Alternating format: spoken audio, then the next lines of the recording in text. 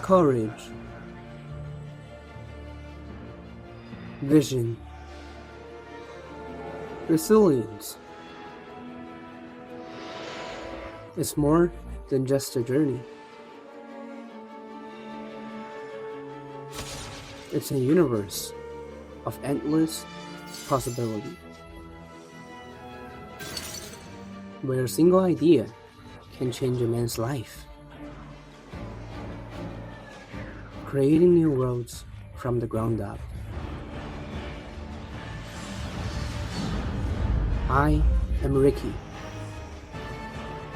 I'm your guide through the epic stories of Web3 pioneers. Join me and enjoy the podcast. The Tales of Web3.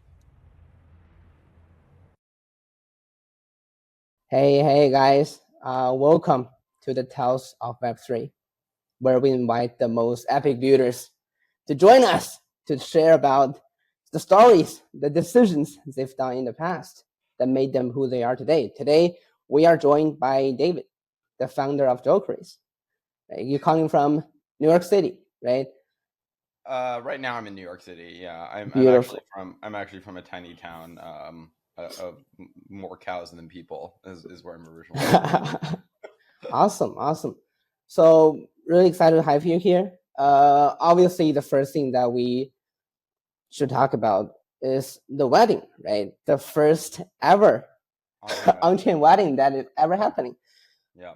Love to learn more about that, how that actually happens, and then what are the triggers for you to actually get involved in something that might be crazy, might be fun, might be like once forever thing that happens in Web3.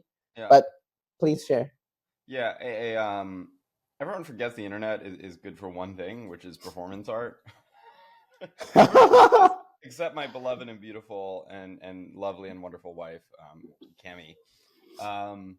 So Cami proposed to me on Twitter, as one does in today's era, and said, you're not the best, but I don't think I'm going to do better. Like, I don't know, you're okay, I guess. Like, would you marry me? And I was like, sure, let's do it. And then, of course, never missing an opportunity to shill, put it to a joke race, let everybody vote on whether or not I should marry Cami. Contentious decision. They voted yes, and then I had to marry Cami. At which point, gotta give a huge shout out here to the Mega ETH and Eigenlayer teams, who did get a lot of credit, I think, in this, but basically took the party that they'd been doing and were like, we'll host you for the wedding. And so we got a makeup crew out. We got a cake with our faces on it. Amazingly, we got one of the best DJs in the world, Bergen resident Masi, was there. That's awesome. I had the horrible honor of asking him to lower the music so I could make vows. Oh man, I felt so bad taking one of the greatest DJs in the world and being like, sorry, I have a more important sound, which is my my fake wedding I need to do. Had a lovely time. We fell deeply in love again, of course, as one does. Getting married, probably better than any real wedding that I will ever have. You bet. Yeah. I mean, first of all, open bar, paid for, already there by the party, so that's great. Really put it together in about 5 minutes, and that's how you should do things. So yeah, it was, I don't know, I think it was kind of the way that Cami and I particularly probably like to build, which is do it in public, commit very low resources because it's going to be more fun that way, and just be as absolutely weird and wild as you can. And I think if you go back through crypto history, that's a pretty winning formula for most things that have done well in this space. There's no wilder things, man. There's no limit for things you can do. We're already starting to think about the sequel. What happens at DevCon? Well, we'll see. Okay, well, we are excited, and then we would love to sponsor whatever you do. Love it. Yeah. Also, shout out Bearchain.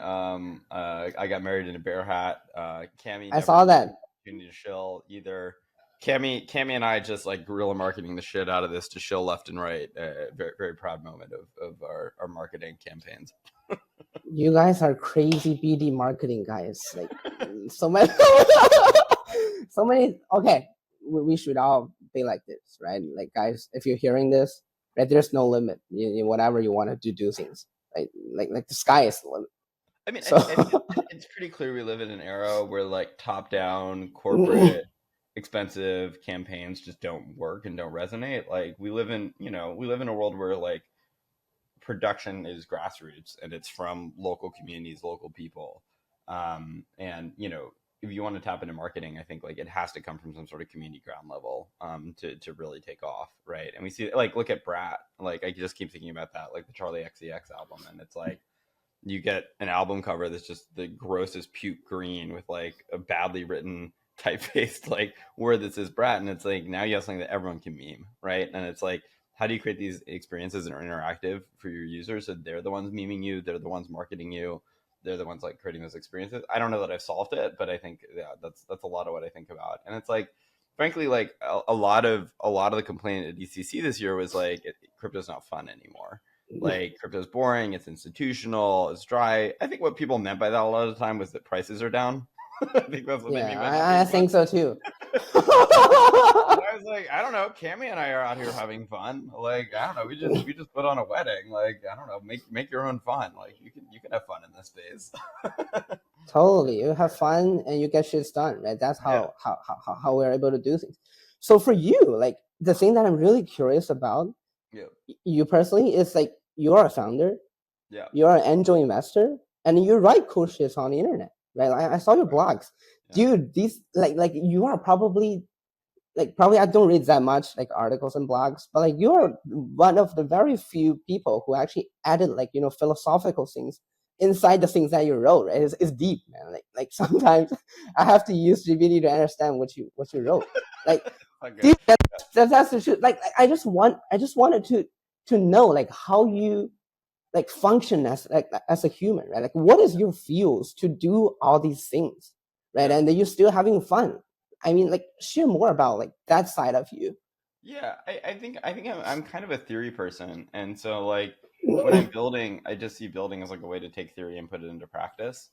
And that can get dangerous, right? Like I think the trope of like the ideas guy, right? That like brilliant person has all these ideas and then has trouble executing on them.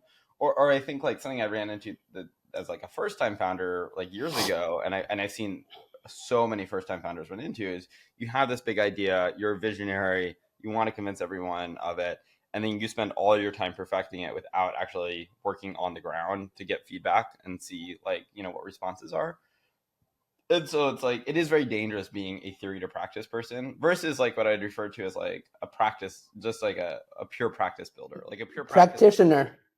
Yeah, there's someone who they just like every day they experiment and they put something out there and then they see if it works. Like Xerox designer is like a really good example of this, right? It's like every day he's just throwing something out there into the Dude, world. I love him. I love Great, him.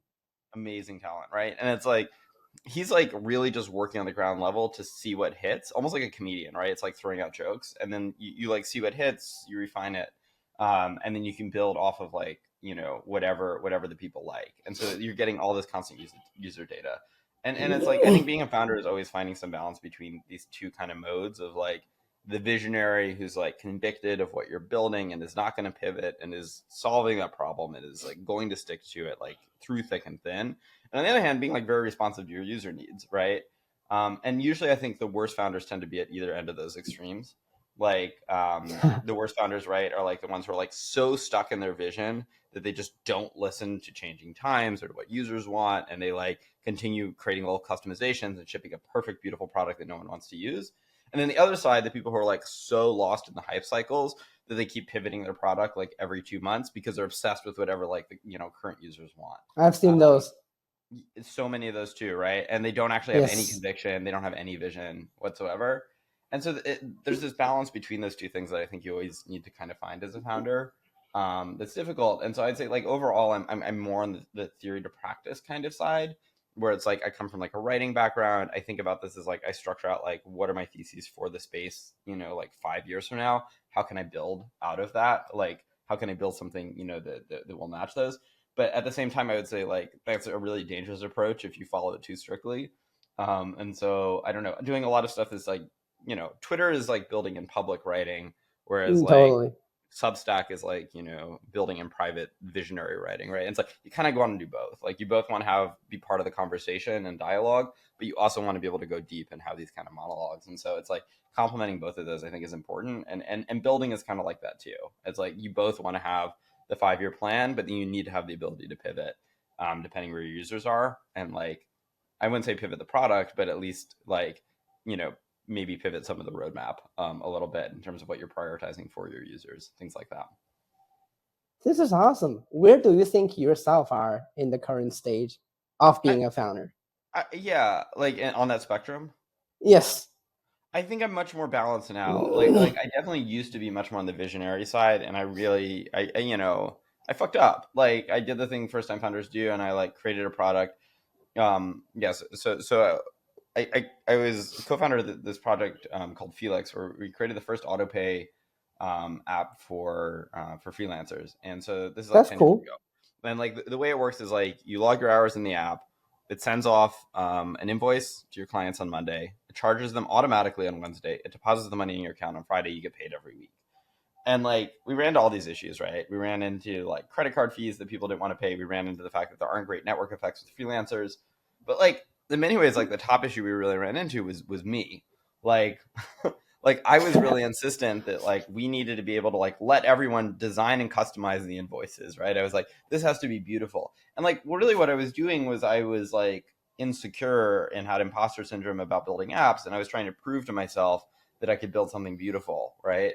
And so I was really obsessed with the colors and the font design and just like spending months, like, letting people customize the invoice, which of course just doesn't matter in any way whatsoever. And it's like you lose all those resources and you're not actually shipping something that's out there that gets feedback from your users, right? Um, Yes. and so I think I was very much on that side. And like after that, you know, like I did a couple other things in my life. One thing I rarely talk about is I led a campaign for Bernie in 2016, and it was just like a community, like local neighborhood like campaign. But I got like basically like officially 200 people, really more like 40 really active people, just to together and like figuring out how to like manage all of those egos. You have a lot of like extreme political idealists who just want someone to hear them speak, and like actually having to work on the ground to figure out how do you coordinate people and like how do you listen to them, but also make sure that you're like, if one person's talking, that's also silencing someone else, right? And like how do you Yes. balance all of those voices out? I think that was actually like really good kind of experience in just doing like really ground level kind of building, which is very the opposite of that visionary approach, right? It's like actually being there and figuring out how do you coordinate a team, in a way of like people who are all excited by the same thing, but all want, have their own egos at stake. And figuring out how to do that, I think actually was like really impactful, and just being able to understand like how you build on the ground level, in a way that is like, how do you listen to other people, right? I'm an only child. Listening to other people is not my strength. And so I think like Same. learning how, yeah, you get it, right? It's like, yeah, you live in your brain and your brain is this exciting place, but then translating it to a world and like putting into dialogue with other people is challenging. And so learning how to do that, I think, was also like actually just really important for my personal development and in a lot of ways. So now I would say I'm probably like I would like to think I'm much more In the balanced. middle. Yeah, but it's taken a long time to get there. Like I don't think I was naturally there from the start. Got it. I think it's important for other founders to feel the extreme of both sides before they can find a balance. No, nobody is definitely there for in the beginning. Right, right, right. Totally. Thanks so much for sharing that. And then another thing that I'm really curious about, like right now, like the feeling that you like giving to other strangers or your friends or family is Yeah, that you're pretty optimistic, right? Like you're a happy guy. You're a person people wanted to talk to. Like, what is the secret sauce for you to like? Because obviously we have dark energies, right? The yeah, dark side of ourselves. Like how did you maintain the balance? Keep those dark energies, yeah. inside or keep them away? Like, what are things you wanted to share on that side? I mean, that's interesting because I would actually define myself as like pretty cynical overall. Like, I think if you read a lot of my tweets on the space and like, yeah, humor is a coping mechanism to deal with that a lot of the time. But I would say I actually sometimes feel like I owe it to myself as a founder to be more optimistic and more, you know, like just believe drinking the Kool-Aid and believing the vision and like just 100% committed to the cause that is crypto. And the way my mind works is I would actually say it often goes the other way, which is like it's looking for problems, right? It's looking to see where will this go wrong, what are the issues, how are we betraying our values, like what is being lost here. And that's maybe another way you could frame two types of founders, right? It's actually probably the same way, which is like the visionary founder is like drinking the Kool-Aid and they're like a cult leader and they have reality distortion field. And then you have like the one who's like really on the ground is just doubting themselves all the time because they're taking in so much feedback and they're like questioning everything. And again, it's one of those things where you probably want some in between. But actually, what's interesting in that case is like I've often found founders actually fall pretty far at the extremes when they're good. Like either the founder is so good at just creating that reality distortion field that they like have a reality that does not exist, but they will manifest it, right? And they will make it real. And I've there's only one founder I've actually met like that in the AI space who actually pulled that off and did it, and it was just incredible to watch because it was like you're That's so watching him. rare, right? Well, you're watching him and you're like, you're full of shit. Like everything you're describing is not true. And then 1 year later it is, right? It's like he's made Yeah. it true. And that's really incredible, right? And then the other side of things, you have like, I think critical minded. And I consider like I come from a critical background. I would say like a lot of the writing is like I think about myself as like a critic. And so like I actually think it's almost the opposite problem, which is like I come from a very cynical, like critical kind of background. And then the question is like what can I do for myself to remind myself that like this matters? And oftentimes it's just timeline, right? It's remembering that like when you start looking at the short term, not only are like things kind of shitty in the short term, but also like the people who look to the short term are the ones who always get burned. Like anyone who's like obsessed with the current cycle and the current hype Dude, narrative, dude, like I they get totally burned. agree with that. Yeah. We actually ran into the same thesis with Nader last time when we were Mm-hmm. doing the first episode, right? Any dude, no matter your founder, you're like opportunist, you're looking for short term, you always get burned out, right? Like no, if you make like millions, if you make like lots of money, doesn't matter, you're gonna lose it eventually.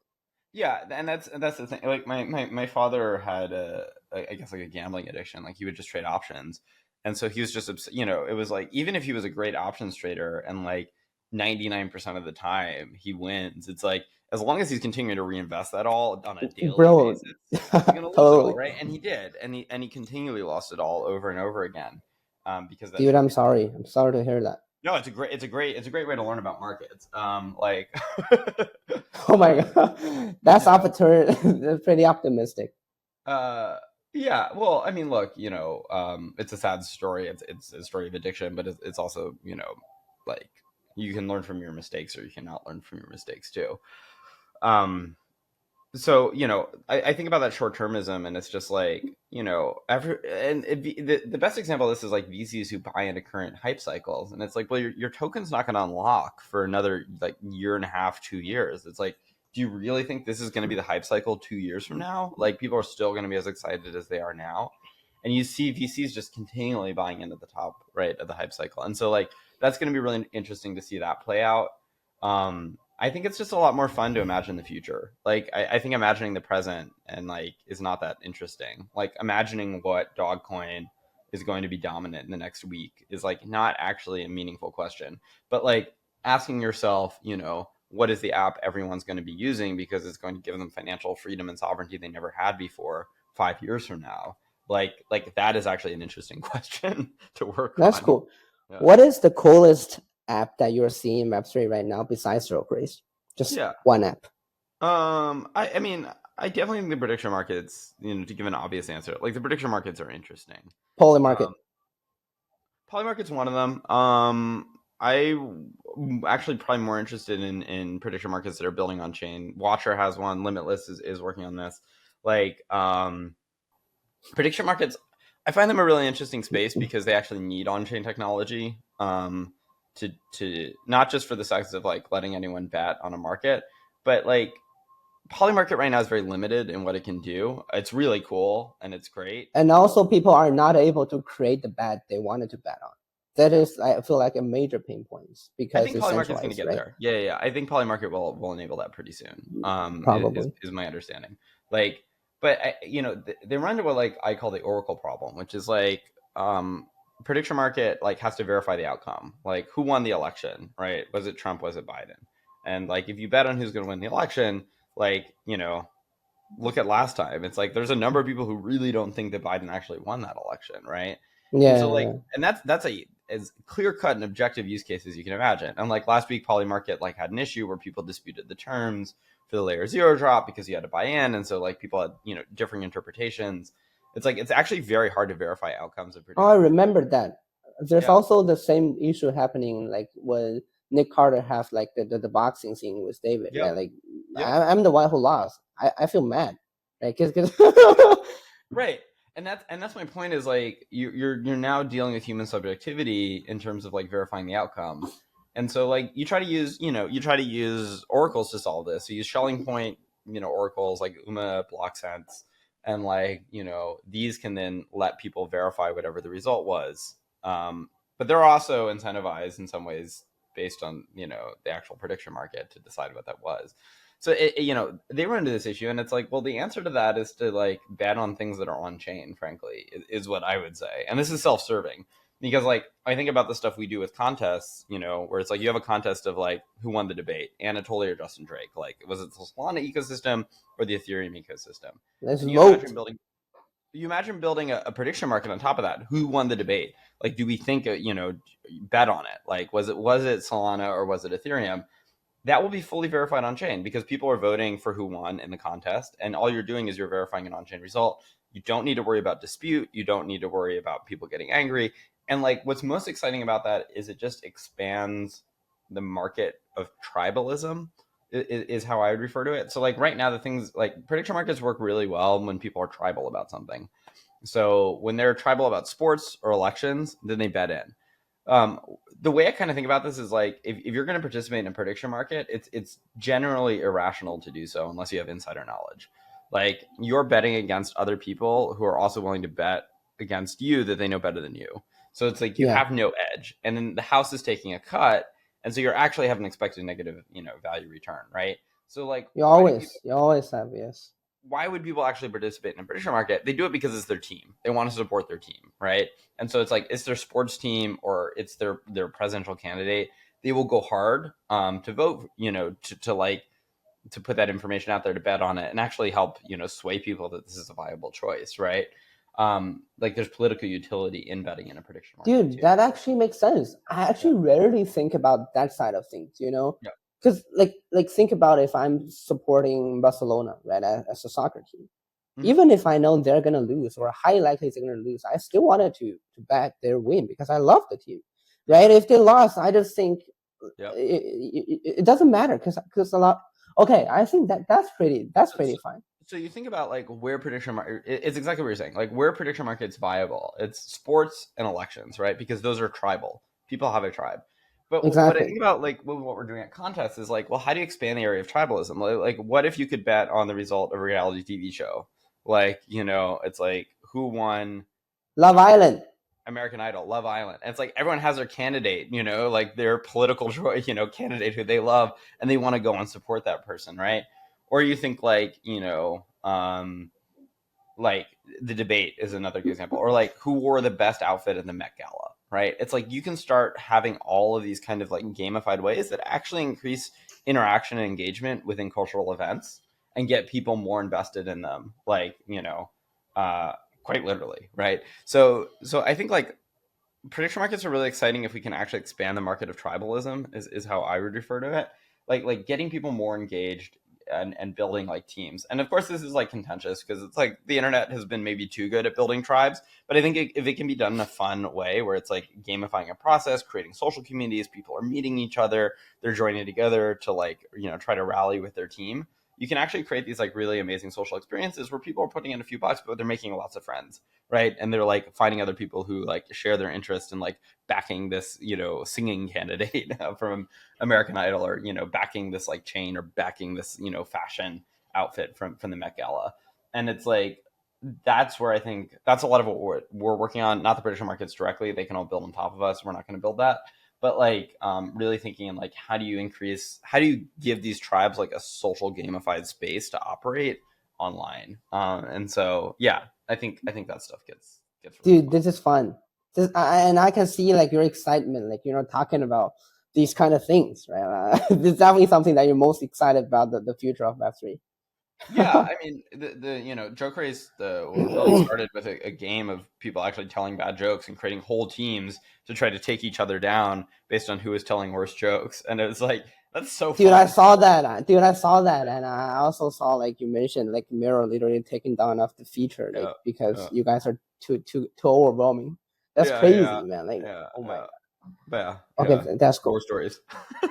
Speaking of speaking of like the tribes, right? Like I'm really curious to know about like your thoughts about community, right? Especially Web3 communities.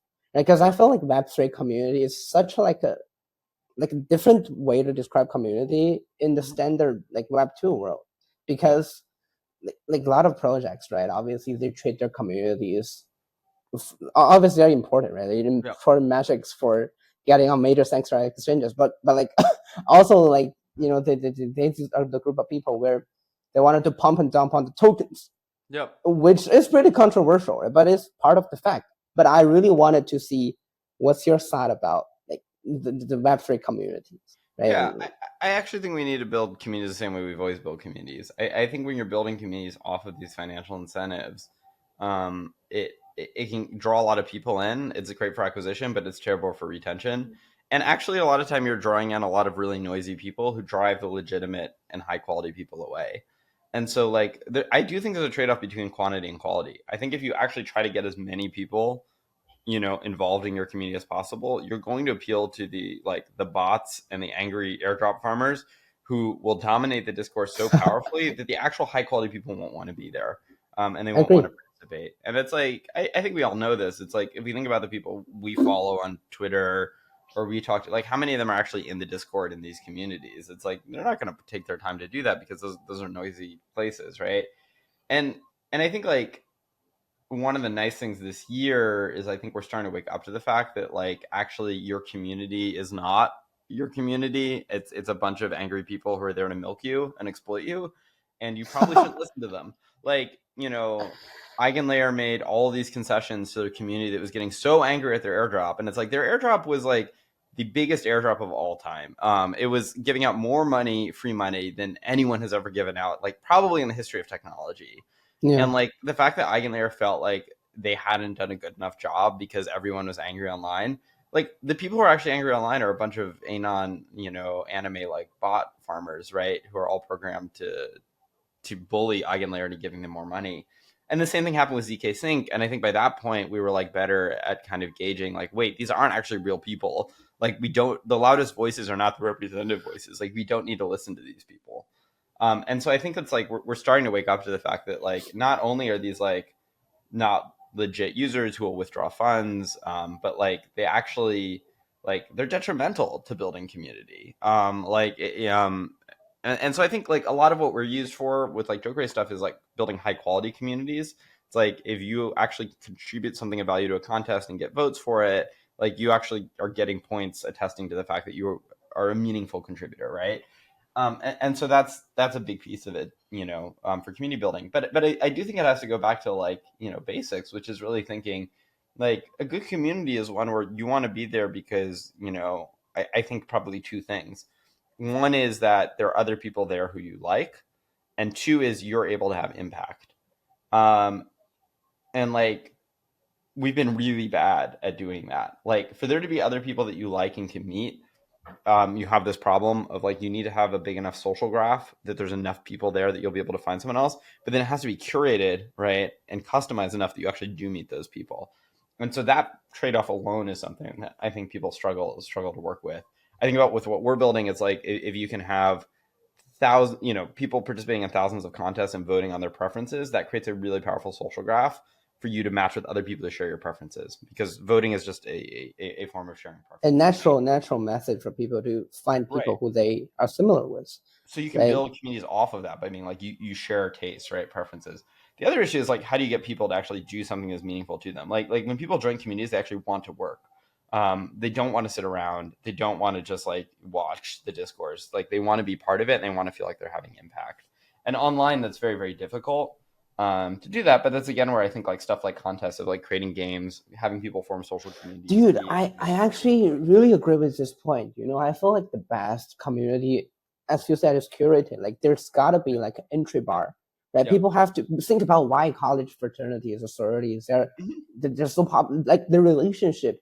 Right? These people graduated from college, the relationship maintained for 20 years or lifetime. It's Totally. because that single, entry bar, that the challenge they have to pass, right? I think that's exactly how let's say Barachain or Monet, right? Their Yeah. community did so well, right? Like you don't know shit about like these people, why they are so crazy about like the bears, and then like, but once you spend time to dig in, Yeah. and you started to find people that you feel like share the interest, or And like people are similar, and then you started to become the part of the cult.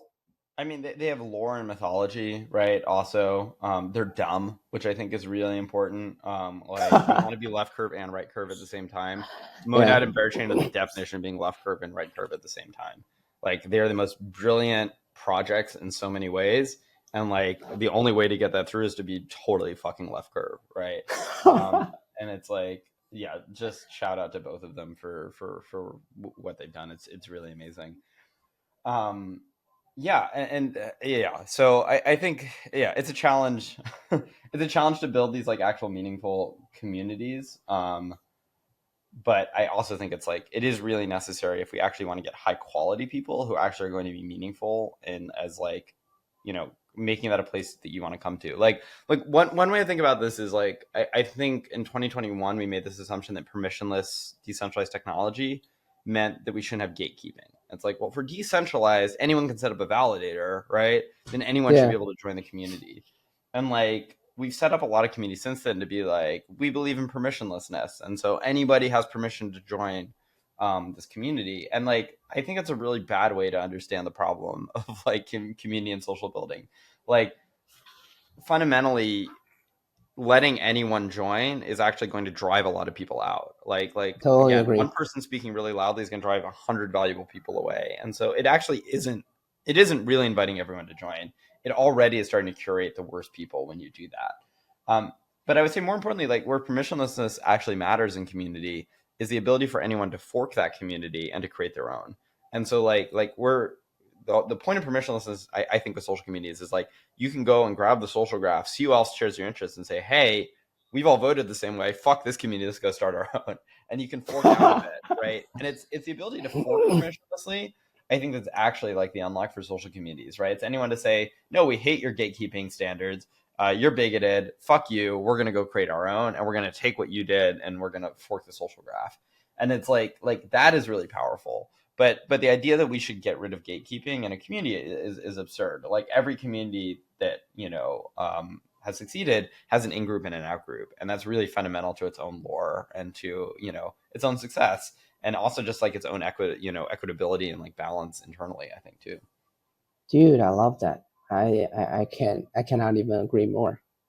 And I think, I've asked a lot of questions that I'm really curious your thoughts on.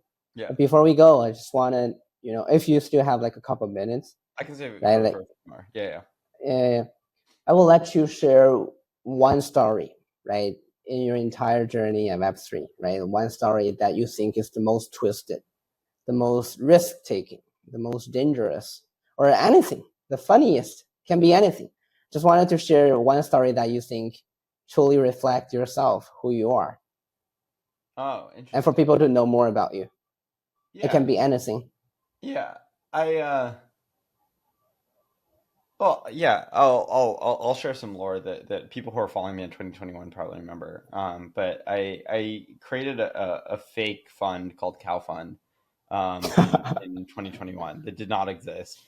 And uh and I started, and I had like almost no followers at this point. I had, I think, like less than 1,000 followers. And I had a fake fund that did not exist called Cow Fund. And I started tweeting nonstop about how Cow Fund was going to crush A16Z. dude, that thing is fake. I actually like go to the website. I saw these angels, so they're not real. It became, again, you know, reality, right? So like we became like an angel collector, but it still, it doesn't exist legally. It's not legal. Okay, yeah. But I started just tweeting nonstop about how, like, you know, I was like, oh yeah, in Dresen, you know, they can like rent out a palace, but like, you know, we rent out like a strip mall of like Route 9. And it's like, they can't get that.